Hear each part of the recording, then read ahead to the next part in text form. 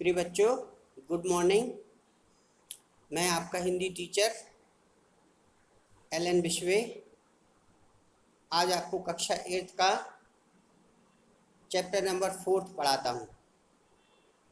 तो बच्चों, आपने सबने बुक परचेज कर ली होंगी, तो उसमें पेज नंबर 24 निकालें और पाठ 4 है। पाठ का नाम है मैंने तैरना सीखा। ठीक है, तो देखिए, इस पाठ के लेखक हिंदी के प्रसिद्ध हास्य व्यंग्यकार, हास्य यानी हंसाने वाले व्यंग्यकार वेढ़ब बनारसी हैं। इस पाठ में उन्होंने तैरने की कला का वर्णन बहुत रोचक और हास्यप्रद ढंग से किया है। उनकी शैली हास्य परिहास से परिपूर्ण है। जीवन के अनुभवों के सहज मिश्रण से पाठ बहुत रोचक बन गया है। तो मैं पढ़ता हूँ, आप लोग सुनिए। बीच में जहाँ समझाने का आएगा तो मैं समझाता जाऊँगा, ठीक है ना। पर बुक्स परचेज कर लीजिए और जल्दी से जल्दी, क्योंकि बुक्स में ही बहुत भरना पड़ता है। तो पाठ इस प्रकार है, देखिए। मूर्ति कला, चित्रकला, काव्य कला। संसार में अनेक कलाएं हैं। मूर्ति कला, मूर्ति बनाना, चित्र बनाना, चित्रकला, काव्य कला यानी बोलना, काव्य में किस प्रकार से ढालना, कविता करना, कविता पाठ करना। तो सबका अलग अलग माध्यम है। कवि ना होकर भी काव्य कला का ज्ञान आपको हो सकता है।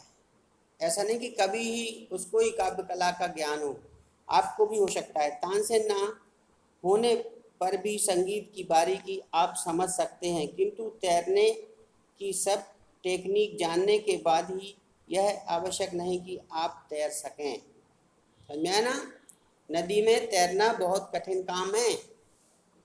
आप किसी पुस्तक में पढ़ लीजिए कि पानी में जब खड़ा होना है तब आपकी कमर 90 डिग्री का कोण बनाए,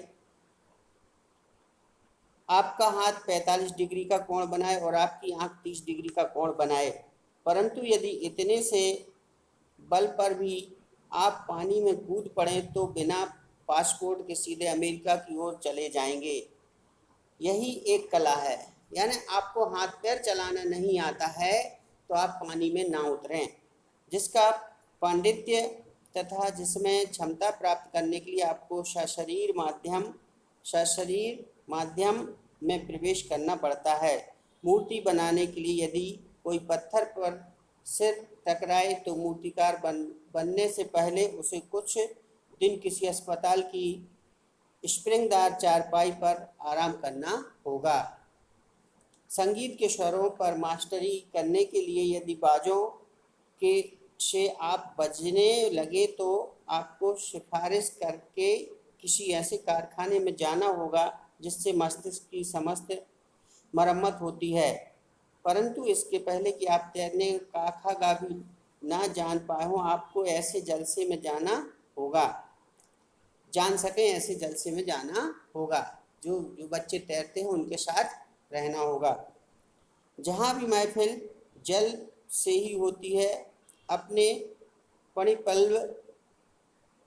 पल्ब में पानी का परिभरण करना होगा और जीवन से जीवन की बाजी लगानी होगी। उत्तर प्रदेश में 2 नदियां बहती हैं, गंगा और यमुना। ये सब जानते हैं।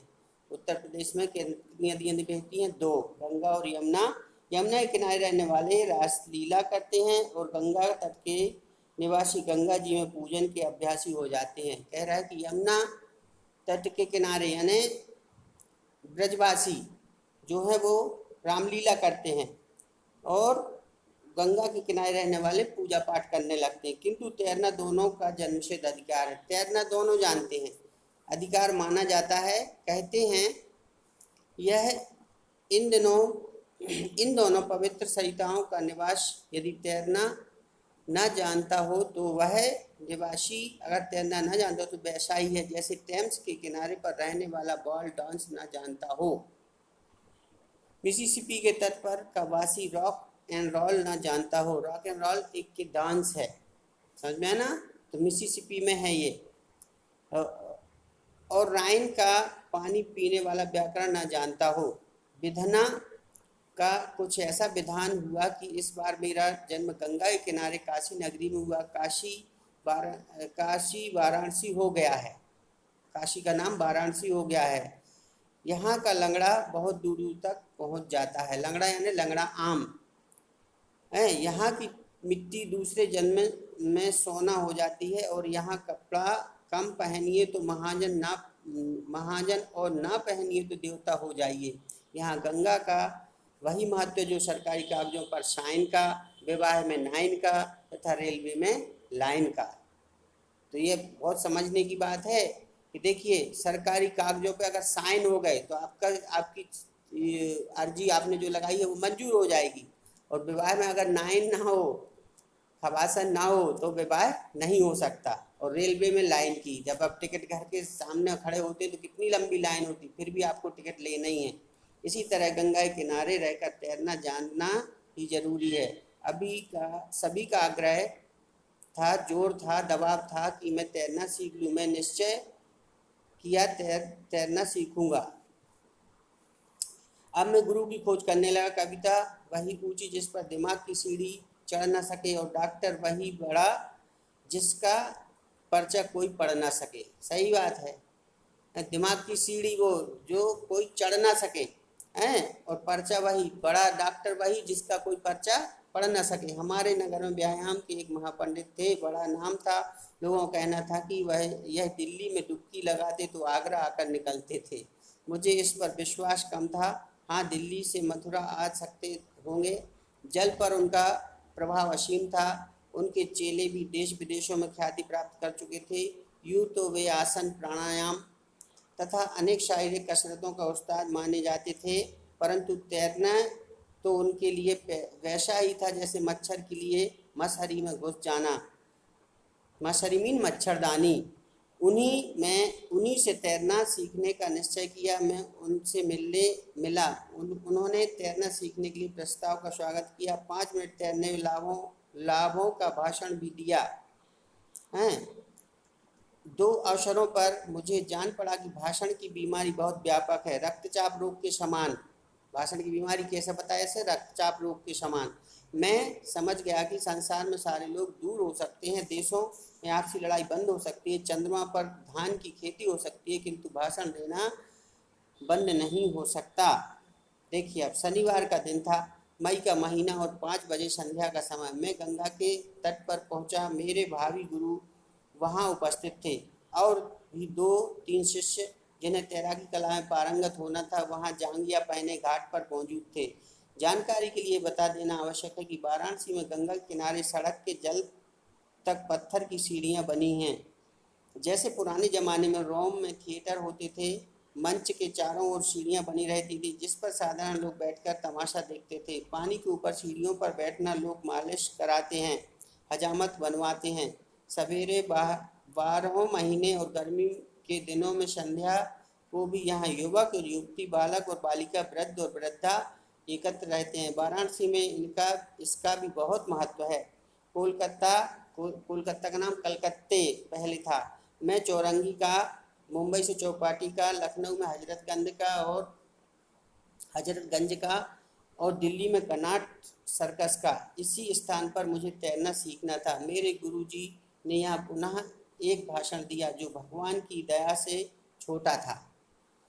उन्होंने तैरना सीखने के लिए अभ्यास और स्टाइल पर जोर दिया। बोले, जो महत्व सरकार में यहाँ फाइल का है, शरीर में बाइल का है, उससे अधिक महत्व तैरने में स्टाइल का है। इतना कहने के बाद उन्होंने आज्ञा दी, पानी में उतरिए। मुझे उस समय जल से भी भय लगने लगा, किंतु मैंने साहस बटोरा और पानी में उतरने लगा। मेरी गति से, मेरे हाव भाव से, मेरे चेहरे से भाव